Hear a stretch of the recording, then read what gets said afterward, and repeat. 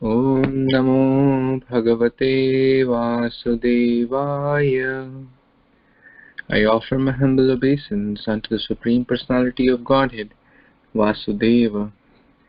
Narayanam Namaskrityam Naram Chaiva Narottamam Devim Saraswatim Vyasam Tato Jayam Mudirayet.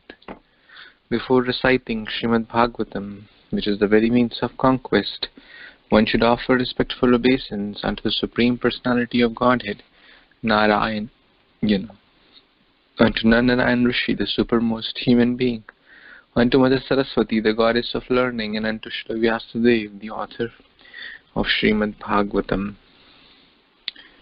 Nashtaprayeshu abhadreshu nityam bhagavata sevaya Bhagavati uttama shloke bhaktir bhavati naishtiki.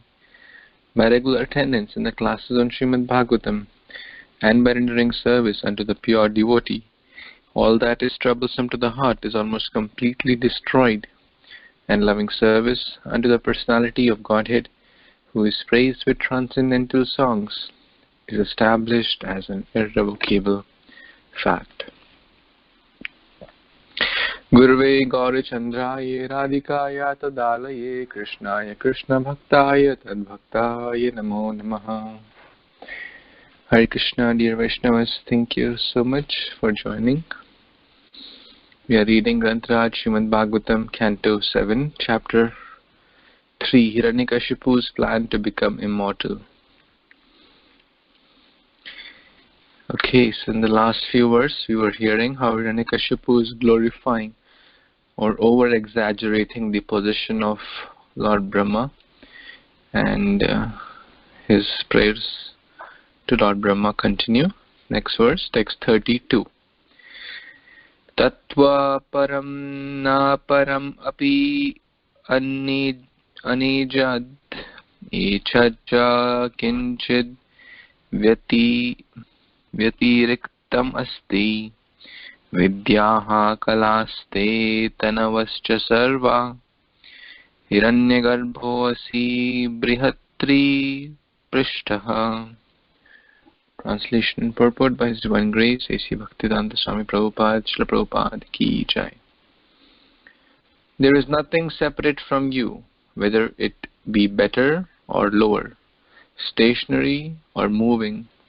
The knowledge derived from the Vedic literatures like the Upanishads and from the sublimes of the original Vedic knowledge from your external body. You are the Hiranyagarbha, the reservoir of the universe. But nonetheless, being situated as the Supreme Controller, you are transcendental to the material world, which consists of the modes of material nature. Purport. The word param means the supreme cause, and aparam means the effect. The supreme cause is the Supreme Personality of Godhead, and the effect is the material nature. The living entities, both moving and non-moving, are controlled by the Vedic instructions in art and science, and therefore they are all expansions of the external energy of the Supreme Personality of Godhead, who is the center as the Super Soul. The Brahmanas, the universes, exist during the duration of a breath of the Supreme Lord. Yasyaika nishvasita kalam atva lambya jivanti loma vilaja jagadandanatha. Thus they are also within the womb of the Supreme Personality of Godhead, Mahavishnu. Nothing therefore is separate from the Supreme Lord. This is the philosophy of Achintya Bhed Abhed Tattva. So Hiranyakashipu is continuing to offer glorification to Lord Brahma. He is considering him to be the Supreme, the original, and everything coming from him. He is transcendental. In one way, all this is true if one has that understanding. But we have discussed this point again and again, that Hiranyakashipu is missing what Srila Prabhupada is always bringing in his purports, and that is the supreme hand, the supreme cause, the supreme personality of Godhead, Lord Krishna. And ultimately, we know how Brahmaji was born from the lotus navel, how Brahmaji was given knowledge when he did tapa, when he heard those two syllables, tapa, and then he got the knowledge, Tene Brahma Hridaya Adi Kavir, from in his heart. From whom? From Krishna. So he's the chief engineer, he's the chief devotee, he's the chief Brahmana, he's the first student. So in all those aspects, he's very, very special. And that's how Prabhupada is explaining the Achintya Veda Bhedatva. So, any other comments? Okay. Let's read the next verse. Devotees who didn't get a chance to read yesterday, would like to read, please. Hare Krishna Prabhuji, Dhanavad Pranam. I would like to read text 33. Vaiktam vibho sthulam idam sariram yanendriya pranamano gunam stvam vankse sthita dhamani paramishthai avakta atma purushaha puranaha. Translation and purport by His Divine Grace A.C. Bhaktivedanta Swami Prabhupada, Jai Srila Prabhupada.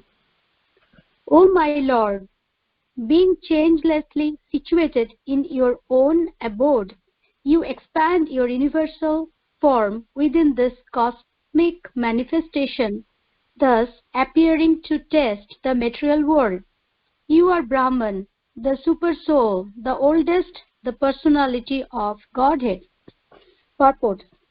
It is said that the absolute truth appears in three features, namely impersonal Brahman, localized super soul, and ultimately the supreme personality of Godhead Krishna.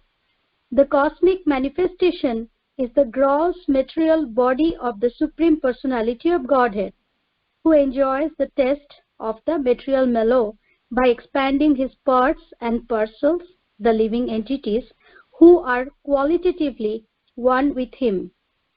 The Supreme Personality of Godhead, however, is situated in the Vaikuntha planets, where he enjoys the spiritual mellows. Therefore, the one absolute truth, Bhagawan, pervades all by his material cosmic manifestation, the spiritual Brahman effulgence, and his personal existence as the Supreme Lord. Very nice purport. So here Hiranyakashipu, as Prabhuji said, is exaggerating Lord Brahma, praising him, and using the words which are applicable completely to the Supreme Lord Krishna. And as from this title of this chapter, Hiranyakashipu's plan to become immortal. So because of his material plan, this material desire to become the world leader, that's why he is taking this actions and pleasing Lord Brahma and praising him. And so here in the purport, Prabhupada is mentioning about, also we read in Bhagavad Gita chapter 2 about the spiritual Brahman effulgence and the Supreme Personality of Godhead, and their three different features of the Brahman and Super Soul and the Supreme Lord. And here, and also it's explained in this purport about how the living entity in the material world enjoys the material mellows, whereas Supreme Lord in the Vaikuntha planets enjoy. He is the supreme enjoyer of the spiritual mellows, and who is the absolute truth, Bhagavan. Back to you, Prabhuji. Thank you. you so much, Mataji. We have discussed this point of Brahman, not Brahman. This word is pronounced as Brahman. Brahman, Paramatma, and Bhagawan. So I believe we have discussed this multiple times in our conversations. So I would like that everyone at least has theoretical clarity. So if anyone asks you, then you should be in a position to respond that clearly enough. So everyone feels comfortable enough to answer the differences between Brahman, Paramatma, and Bhagawan aspect. If someone doesn't feel, then you can share, then we will go through that again.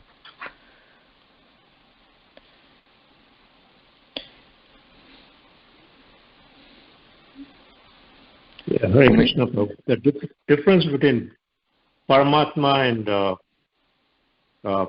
what's the third one? Brahman, Paramatma, and Bhagawan.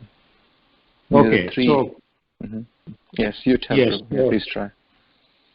Okay, so Brahman, impersonal Brahman. So that's the Mayavadi philosophy, that he doesn't have a personal form. The difference between Paramatma and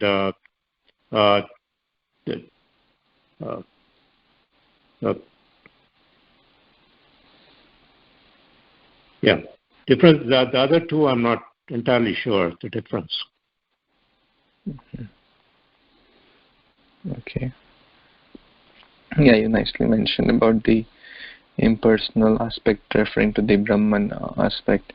Yes, Umesh Prabhuji, do you know the difference you would like to share?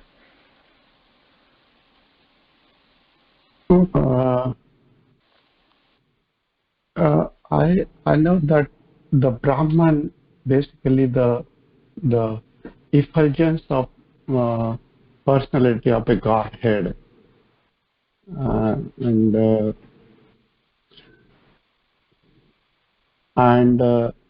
a Paramatma is a kind of the partial personality of a Godhead.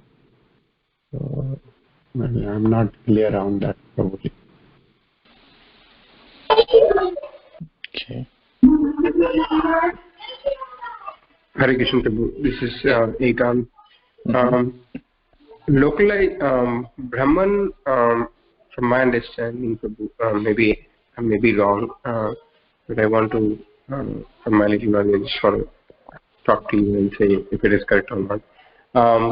For me, impersonal Brahman is a Godhead who created the universe.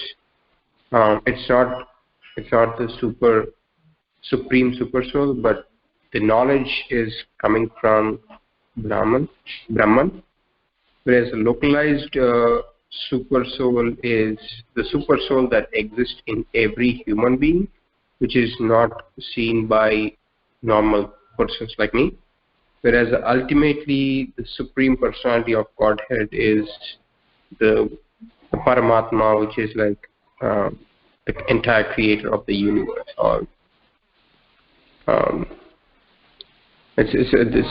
creator, even the creator of Brahma is the ultimate supreme personality God.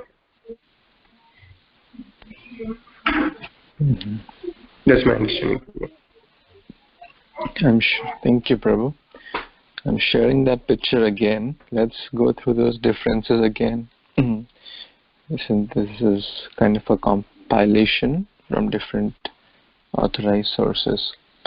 So you can all open that picture and let's go to those differences. These are very important.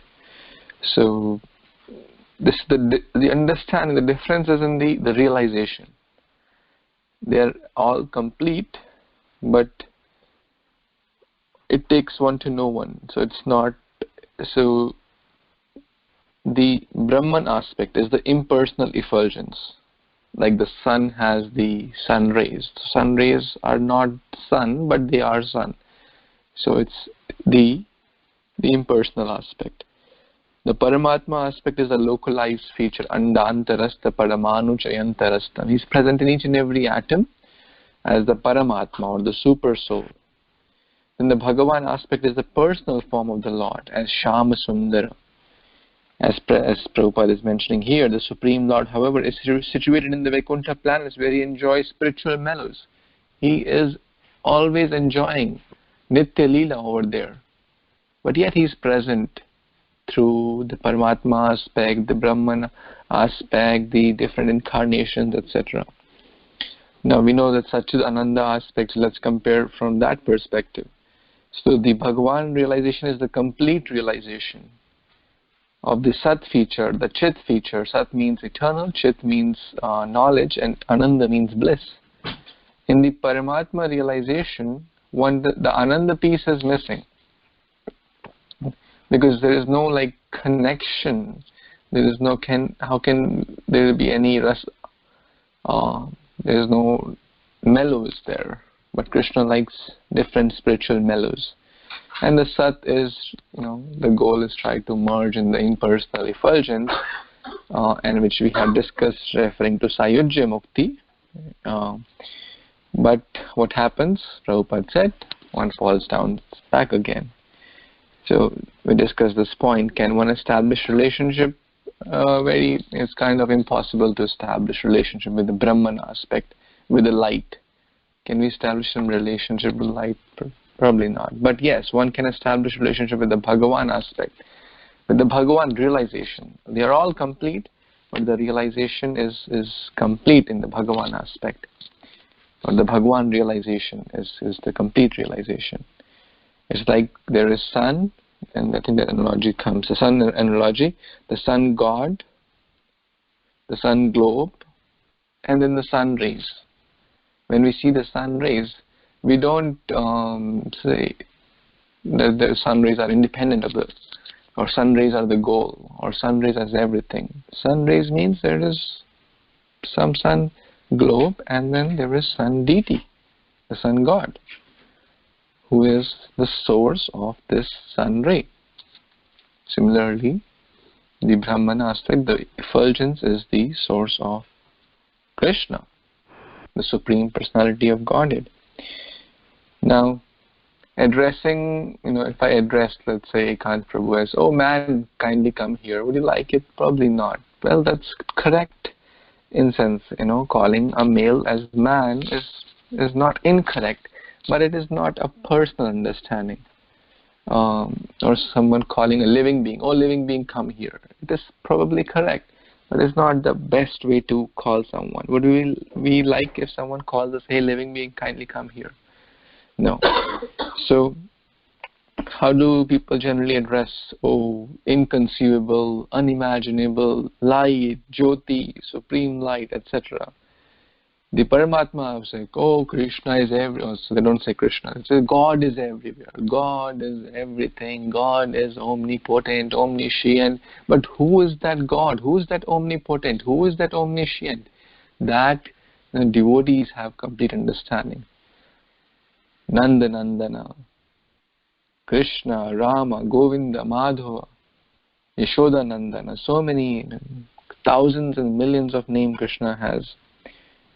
That's more personal, though it is more intimate. And then who worship the Bhagavan realization? The Bhakti yogis, referring to all the sadhakas or perfected yogis, Bhakti yogis. The Jnana yogis refer to the Brahman aspect, meditating upon light, trying to merge in there. So, and what's the destination? That impersonal effulgence, fall back down again to the material world. For the Bhagavan, they go back home. Whatever state one remembers, the time of death, one goes there. So if one is remembering the impersonal light, which is independent of Krishna, they don't think that there is someone called Krishna. They don't think there is someone. This light is supreme. This light is everything. That's God. We want to merge in that light.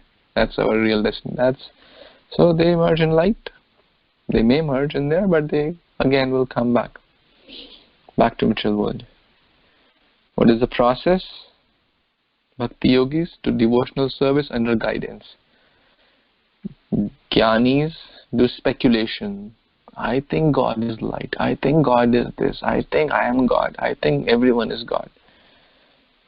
So, from multiple sources, I kind of put this together to give this clear understanding, because this point comes, Prabhupada quotes this verse. The original verse is Canto 1, Chapter 2, I believe, text number 10 or so. 11. Vadanti tat tattva vidas tattvam yajnanam advayam brahmeti paramatmeti bhagavan iti shabdati. Prabhupada quotes this very, very. And this is one of the main differences in our Brahma Madhava Gaudiya Parampara. So it has to be very, very clear. So, any questions or comments anyone has? Hare Krishna, Prabhu. Yes. Go ahead. See, here is saying that Paramatma is a localized feature in every living being. So why not then Brahman realization also? Because eventually they fall down into the material world. So what's your question? The question is, why that not the localized feature when it comes to the Brahman realization? Because if you see, eventually the Brahman realization is also going to fall down into the material world. So why that not the future in every living being entity? I think you're mixing two totally independent things. That's a destination and that's the understanding. So if the goal is to merge in the supreme light, then the destination is, okay, temporarily one may go to impersonal light, the effulgence of the Lord, and then come back. I'm not sure if I'm getting your question correctly, or so maybe can you please elaborate a little more? I'm having difficulty in understanding. No, they say that Paramatma means localized feature in every living being. So I just want to explain this, and someone corrected me. So earlier I put this Bhagawan, Paramatma and Brahman. I missed the word realization, and a senior Vaishnava corrected me, which I felt very grateful. The difference is not in Bhagavan, Paramatma and Brahman. The difference is in, so the critical word was missing, Bhagavan realization, Paramatma realization and Brahman realization. That's a critical word there, and I also missed that because I'm also a neophyte, and a senior Vaishnava corrected me, so I think you're missing that word. All are complete. A pure devotee, sees Krishna everywhere, because he is Bhagavan realized. He has the topmost understanding. So even if he sees, a particle of sand, he'll connect it to Krishna. Even if he sees, a water body, he'll connect it to Krishna. And even if he sees a deity, he'll connect it to Krishna.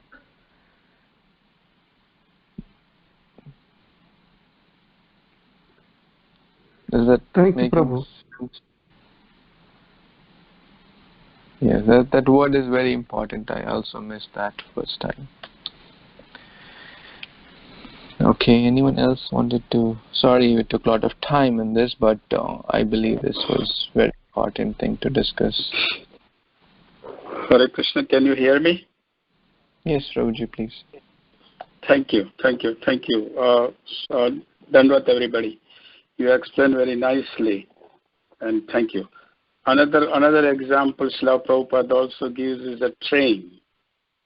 If the three passengers are standing on the train station and the train is coming, so first passenger see the light of the engine, he say, oh, train is coming, and that's it. That's his realization. But second passenger stays he sees that not just a train, engine, but there are also compartments. And he just say, okay, the train is with the compartment. So that's second realization. But the third realization is the Bhagavan realization, which is, he says, the train, there is a train compartments. In the train compartment, there are passengers. There are also nicely seats are situated like that. So go into deep. So that is the Bhagavan realization. And that's what we look for, establish our loving relationship with the Bhagavan. Otherwise, it is partial realization of the Brahman, Paramatma, and Bhagavan.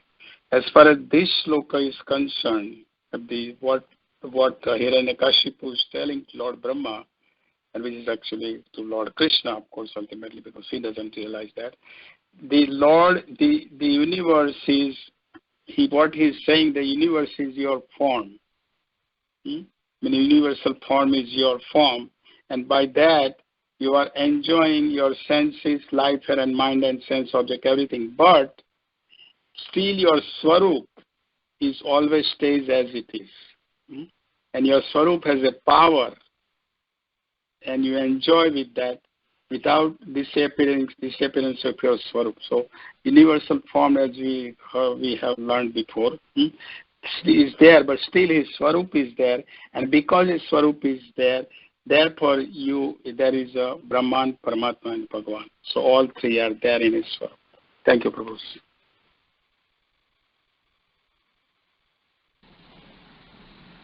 Thank you. So now, does everyone feel confident if someone wakes you up at 2 a.m. to share the differences between these three realizations? So the test is, please share with someone between today and tomorrow night, your friend, your relative, anyone. Even if you want to take references from that picture, absolutely fine, but sharing helps. That message will go deeper in our heart, and we'll be able to understand and appreciate it better. Okay, let's read next verse. Yes, Sivalas Prabhu, you want to read? Yes, Prabhuji. Dandat Pranam, everyone. Text 34. Ananta Vyakta Rupena Yanedam Akilam Tatam Chit Achi Chakti Yuktaya Tasmai Bhagavate Namaha. Translation and purport by His Divine Grace A.C. Bhaktivedanta Swami Prabhupada, Srila Prabhupada Ki Jai. Translation. Let me offer my respectful obeisances unto the Supreme, who in His unlimited, unmanifested form has expanded the cosmic manifestation, the form of the totality of the universe. He possesses external and internal energies and the mixed energy called the marginal potency, which consists of all the living entities. Purport. The Lord is endowed with unlimited potencies. Parasya Shaktir Vividhaiva Sruyate, which are summarized as three, namely external, internal, and marginal. The external potency manifests this material world. The internal potency manifests the supreme world, and the marginal potency manifests the living entities, who are mixtures of internal and external. The living entity, being part and parcel of Parabrahman, is actually internal potency, but because of being in contact with the material energy, he is an emanation of material and spiritual energy. The Supreme Personality of Godhead is above the material energy and is engaged in spiritual pastimes. The material energy is only an external manifestation of his pastimes. So this verse, Hiranyakashipu is continuing to glorify Lord Brahma, but actually this glorification is for the Supreme Personality of Godhead, because the Lord has multiple energies, and it's classified into three, as Hiranyakashipu is explaining here. So the external energy is the material energy of the Lord, which is the entire material manifestation, including the Virat Roop. And then there is the internal energy, and that is the spiritual energy of the Lord. If we get more technical, even the internal energy can be split into three. There is Samvit, Sandhini, and Haladini. The Samvit is the Sat feature, Sandhini is the Chit feature, and Haladini is the Ananda feature. And we know Srimati Radharani is 100% Haladini. That's the pleasure potency of the Lord. Here the marginal potency is just the human beings, the living entities, or the animals. That the spirit soul is marginal potency because it has a choice to either associate with the material energy or associate with the internal energy of the Lord. So if we are doing Bhakti Yoga, Krishna consciousness, then we are connecting to the internal energy. But if we are doing sense gratification, we are connecting to the external energy of the Lord. And this feature where we can either connect to both is why we are called the marginal energy. It's like the border of internal and external. And the external energy is actually the energy of the Lord, but it is separated from the Lord. And the Lord is not affected by the material creation. He has created it only for purification of the jivas who revolted in the spiritual world. So, one thing I want to bring up is the line that Prabhupada says here, that the external energy does not affect the Lord.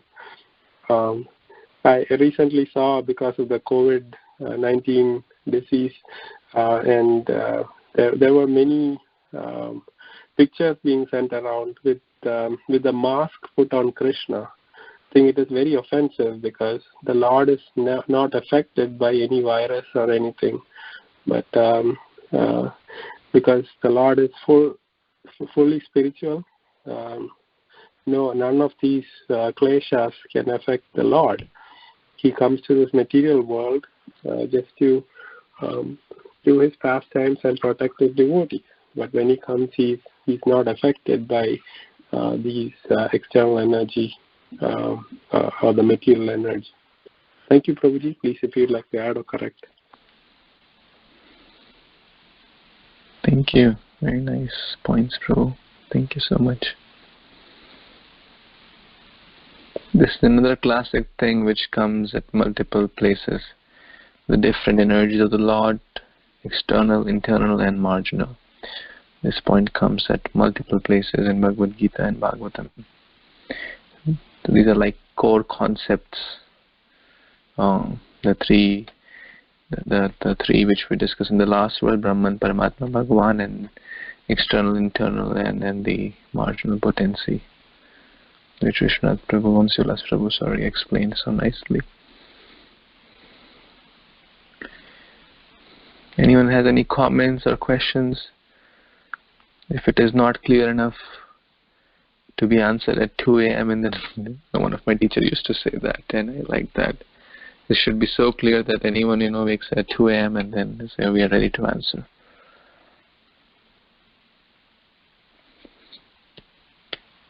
Okay, so I believe that everything is clear. Let's read the next verse. Someone who didn't read yesterday, I'd like to read.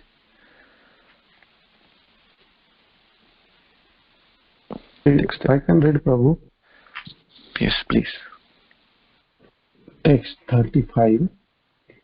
Yadi dasyasya abhimatan varan me vardottamam bhute bhyastvad vrishatabhyo mratyurma bhul mama prabho. Translation. O my Lord, O best of the givers of benediction, if you will kindly grant me the benediction I desire, please let me not meet death from any of the living entities created by you. Purport: after being created from the navel of Garbha Dakshya Vishnu, Lord Brahma, the original created living being within the universe, created many other different types of living entities to reside in this universe. Therefore, from the beginning of the creation, the living entities were born of a superior living entity. Ultimately, Krishna is the supreme living being, the father of all others. Aham Bija Pradapita. He is the seed-giving father of all living entities. Thus far, Hiranyakashipu has adored Lord Brahma as a supreme personality of a Godhead and has expected to become immortal by the benediction of Lord Brahma. Now, however, having come to understand that even Lord Brahma is not immortal, because at the end of the millennium, Lord Brahma will also die. Hiranyakashipu is very carefully asking him for a benediction that will be almost as good as a immortality. His first proposal is that he not be killed by any of the different forms of living entities created by Lord Brahma within this material world. So here,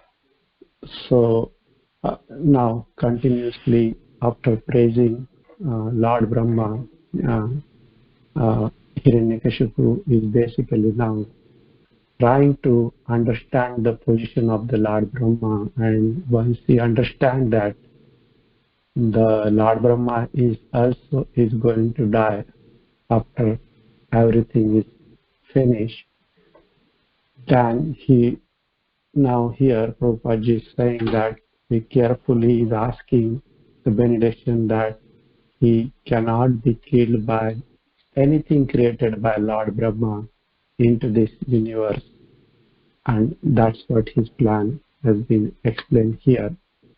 However, Lord Krishna is the supreme personality of Godhead, is the seed-giving father of all living entities.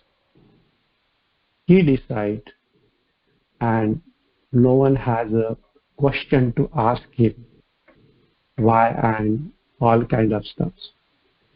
So this is the plan right now. Here explain how the Hiranyakashipu is trying to figuring out how can he be saved from any material creation created by the Lord Brahma. Thank you. Back to you, Prabhu.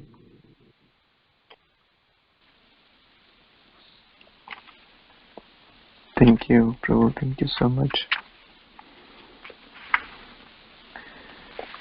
All that glorification, all that praise, coming to the real point now is demands or requests, whatever we want to say.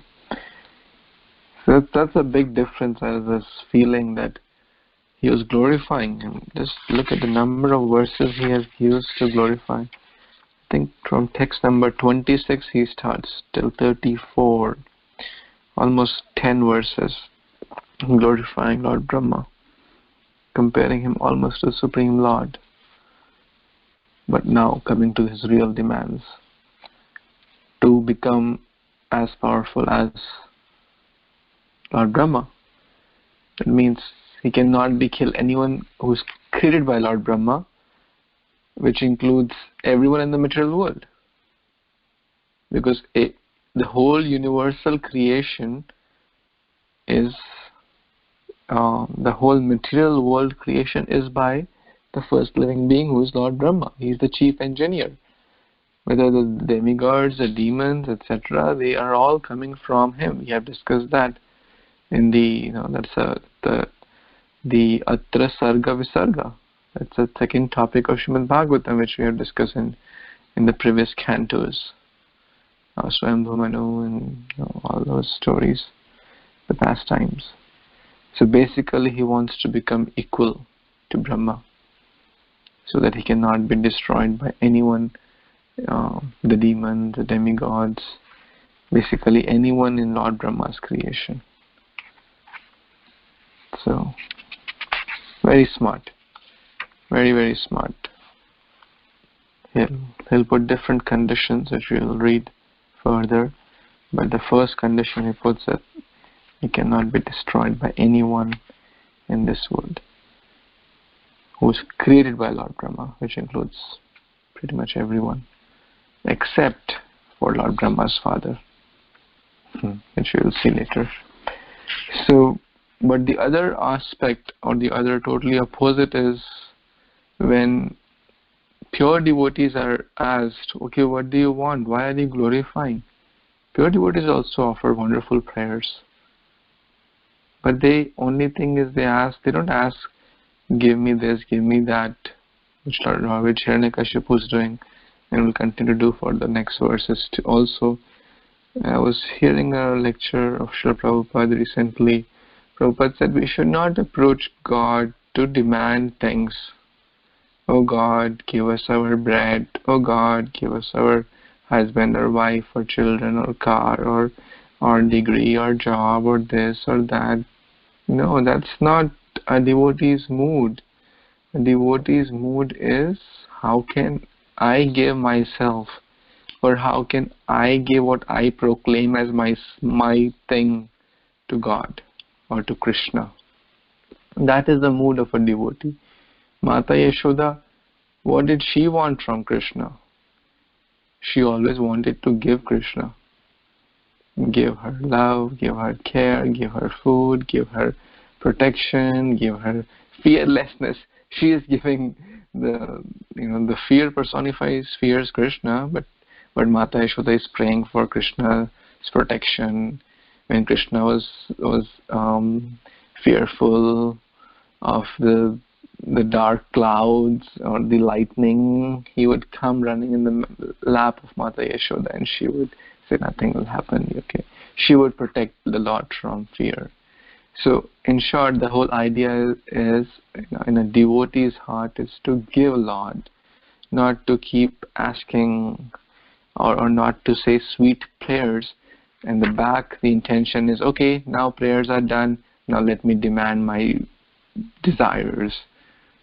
So the objective of prayer is not to ultimately say, okay, prayers, the reason I spoke prayers was to please you. In material world, in a perverted reflection is seen that someone, is keep buttering, and then they say, okay, I want this. The only reason the buttering was done was to bring to the point that, oh, I wanted this from you. So that's what looks like he's glorifying Lord Brahma to such an extent. Of course, he did a lot of tapasya, which was no ordinary thing, but he had some selfish agendas in mind. But a devotee only wants to give to Krishna. His heart, his mind, his everything. Any other comments anyone has? Okay, we'll complete this chapter tomorrow. There are a few verses left. It's time. Any other comments or questions before we stop today? So it's a good habit to read the translations again. So we can complete this chapter, take some reflections, and probably start the next one. I just want to share that tomorrow is Saturday, and tomorrow also is Ekadashi, which means we'll be doing it in the morning at 9. But I want to communicate that on Sunday I have some other service at 9 o'clock. So that means I request everyone to plan your day accordingly, so that we can do the Bhagavatam reading at 8 a.m. from 8 to 9 instead of 9 to 10, from 8 to 9 a.m. on Sunday. Saturday will remain same, 9 to 10. Okay, so I hope we all can accommodate that. Sorry for any inconvenience. So we will stop here. Grantraj Srimad Bhagvatam ki jai, Srila Prabhupada ki jai, Samaveta Gaur Bhaktavinda ki jai. Panchakalpatarubhyascha kripa sindhubhyeva cha patitanam pavanebhyo vaishnavebhyo namo namo. Dekoti Vaishnav ki jai. Hare Krishna. Thank you so much. Hare Krishna. Hare Krishna. Thank you. Hare Krishna.